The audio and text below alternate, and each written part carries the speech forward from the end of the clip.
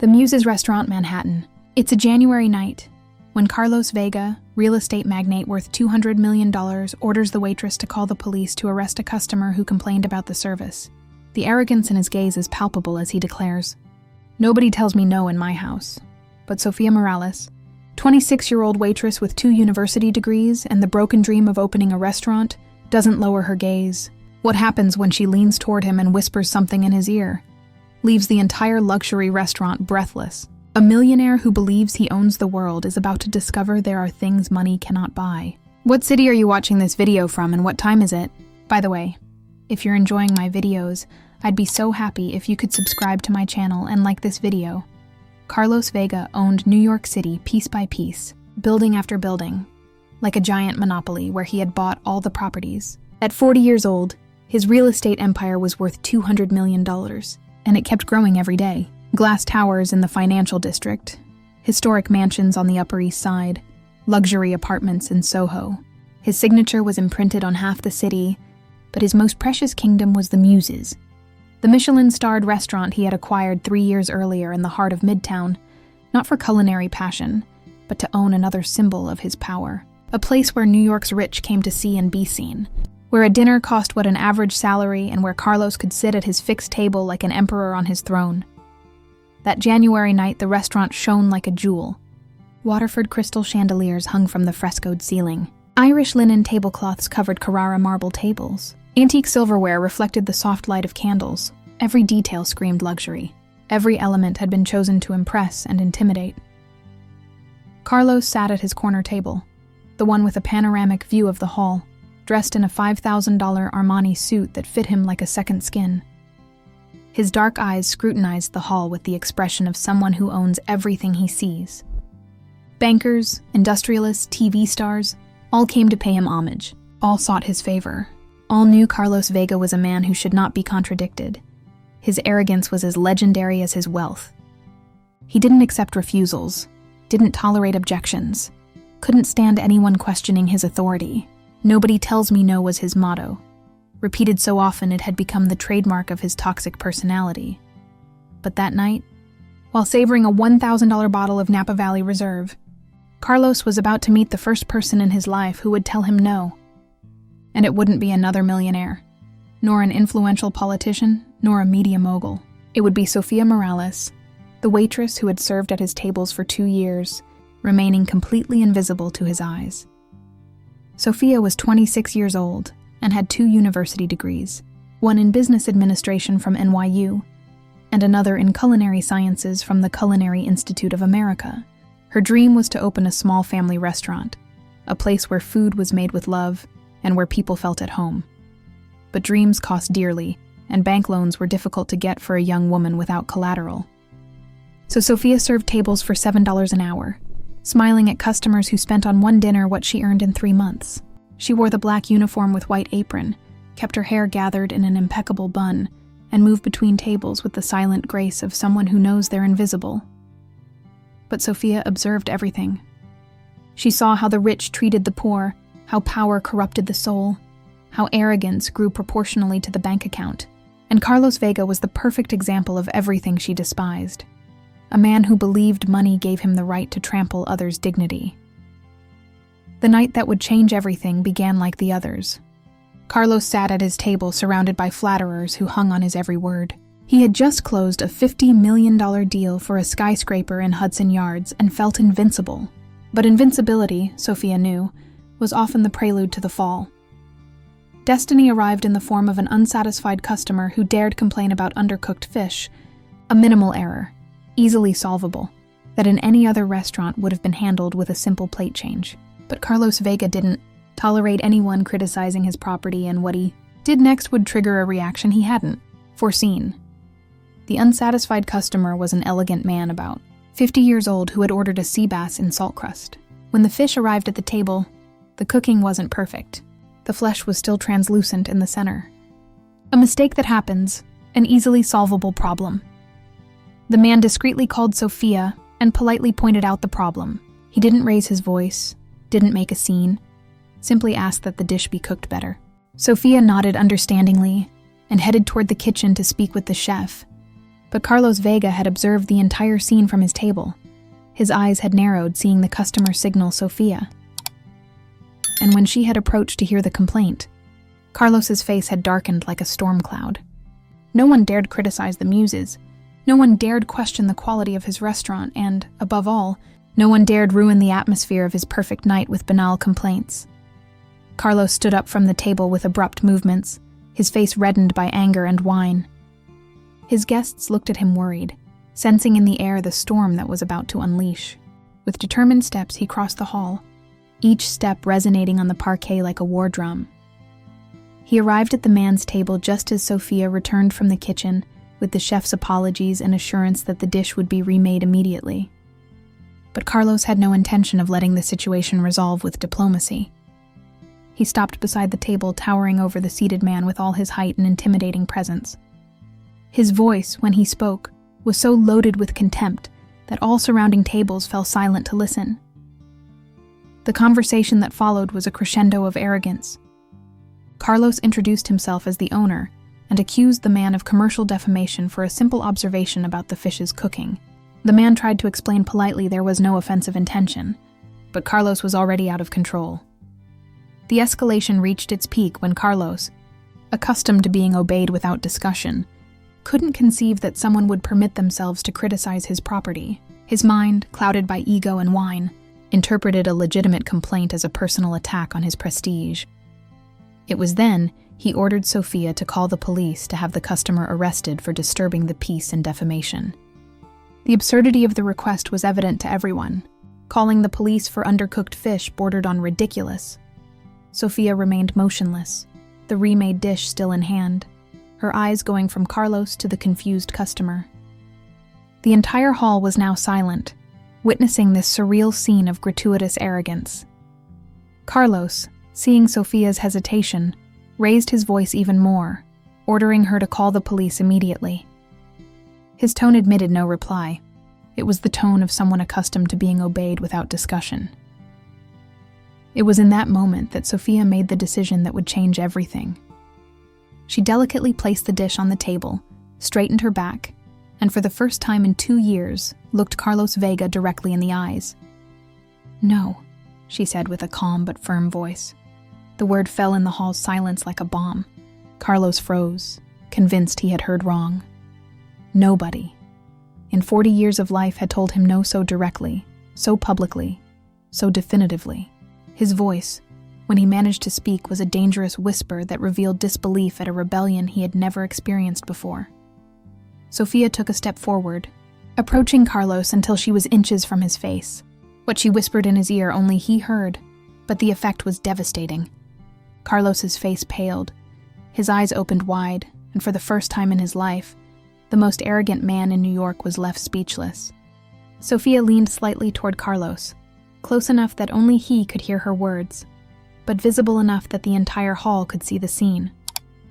The contrast was powerful, the humble waitress addressing the arrogant millionaire, the simple uniform against the luxury suit, calm against fury. What Sofia whispered in Carlos's ear was a lesson in dignity, condensed in few cutting phrases.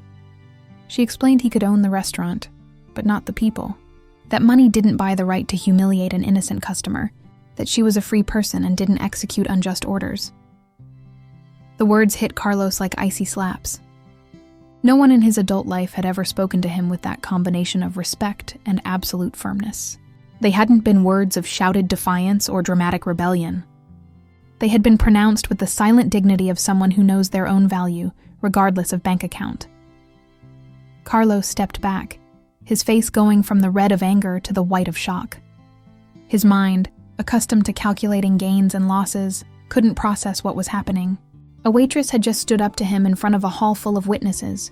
He stammered something about firing her, but Sofia responded serenely that she no longer wanted to work for someone who treated people like objects of his property. She turned toward the customer who had triggered the entire scene, assuring him his sea bass would be ready in 5 minutes, cooked to perfection. Carlos remained motionless, watching Sofia head toward the kitchen with the same grace with which she had served at his tables for 2 years. But now that grace had a new dignity, an authority that had nothing to do with economic power. The restaurant's other customers followed the scene with electric silence, Some hid smiles of approval. Others seemed shocked by the young woman's audacity. But everyone knew they had witnessed something rare. A lesson in human dignity. In a world where everything seemed to have a price. Carlos tried to save face, also ordering the customer to leave, but the man stood up with calm and dignity.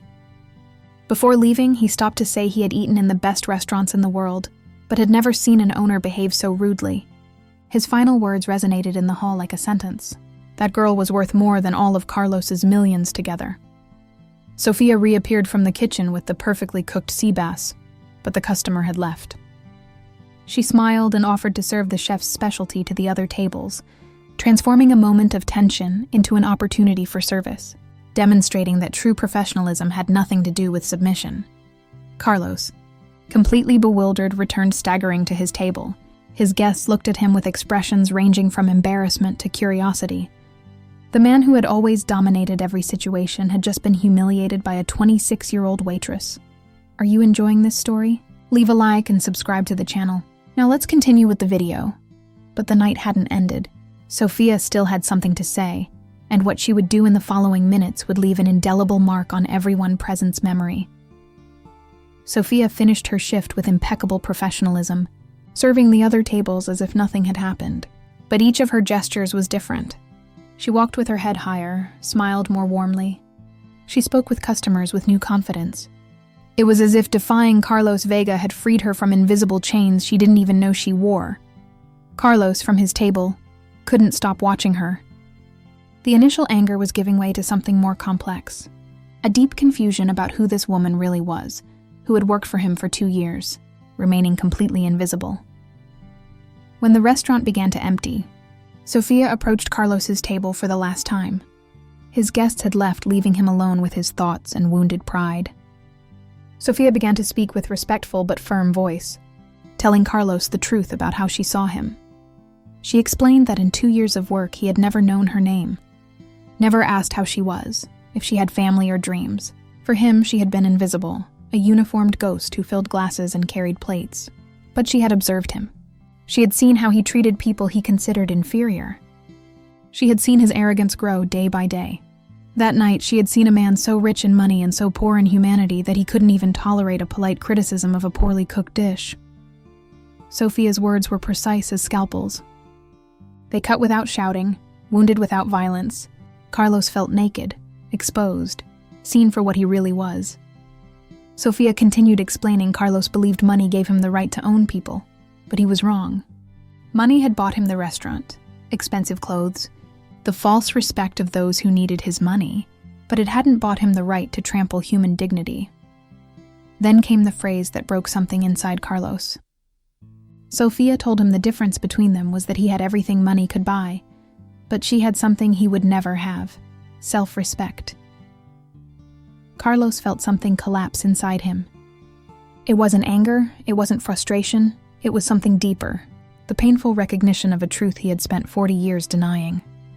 Desperately, he tried to repair by offering Sofia a raise, but she smiled sweetly, explaining it wasn't about money, but about dignity, and dignity had no price. When Sofia revealed she had 2 university degrees, Carlos was shocked. The woman who had served at his tables for 2 years was more educated than many of his guests. She had worked for $7 an hour while dreaming of opening a restaurant, and he had never realized. To his question about why she had never told him, Sofia responded simply that he had never asked, and even if he had, would he have ever taken seriously the waitress with 2 university degrees? Carlos didn't know what to answer. He knew the answer was no. Sofia untied her apron and left it on the table with a definitive gesture. Her final words were a life lesson. The world was full of extraordinary people he considered invisible, only because they didn't wear expensive clothes. Maybe it was time to start seeing them. And with these words, Sofia Morales left the Muses for the last time, leaving behind a millionaire who for the first time in his life wondered who he really was. The following days were the strangest in Carlos Vega's life. For the first time in 40 years, he couldn't concentrate on his business. Sofia's words resonated in his mind like a persistent echo, disturbing each of his activities. Sitting in his office on the 30th floor of a skyscraper he owned, he looked at New York City from the heights, and wondered how many other extraordinary people walked its streets without him noticing. How many other Sofias he had ignored in his race toward success. His employees noticed the change. Carlos, usually imperious and demanding, seemed distracted, almost fragile. He no longer shouted orders, made no more scenes over minimal delays. Something had changed. But no one managed to understand that for the first time in his life. Carlos set about seeking information about someone else without economic ulterior motives. He discovered Sofia lived in a studio apartment in the outer boroughs, that she sent part of her earnings to her sick mother in the South, that she had rejected better-paying job offers to stay near New York, where she hoped to realize her dream. He also discovered her thesis in culinary sciences was on sustainability in modern restaurants, a topic that revealed an authentic passion for the sector that went far beyond simple work. Sofia wasn't just a waitress with 2 degrees. She was a visionary who dreamed of changing the way people thought about food. But what most impacted Carlos was discovering Sofia had rejected a job offer as manager in a restaurant chain, because she preferred serving tables with dignity rather than directing without passion. This revelation was like a stab for Carlos. Sofia had chosen humility and authenticity over power and money. She had done exactly the opposite of what he had done his entire life. One night, while walking aimlessly through New York streets, Carlos found himself in front of a small tavern in the East Village. Through the window, he saw Sofia serving tables, but her attitude was completely different. She smiled genuinely, spoke with customers as if they were friends. She transformed the simple act of serving into a moment of human connection. Carlos entered and sat at a corner table, hoping not to be noticed, but Sofia saw him immediately. For a moment, their eyes met. Then she approached with the same professional grace as always.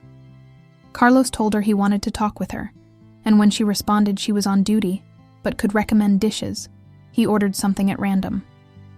What he wanted was to find the courage to say what he had understood. When Sofia returned with his dish, Carlos stopped her, calling her by her name for the first time. He told her he was sorry for everything, for never having seen her, for having thought money gave him rights over his employees, for having discovered only now that she was extraordinary. Sofia sat beside him and asked what had really led him to seek her. Carlos hesitated, then decided to be honest. That night, for the first time in his life, someone had made him see who he really was, and he hadn't liked what he saw. To Sofia's question about why should her opinion matter to him, Carlos responded firmly that she was the first person he had met with something he couldn't buy, and he wanted to learn how to have it.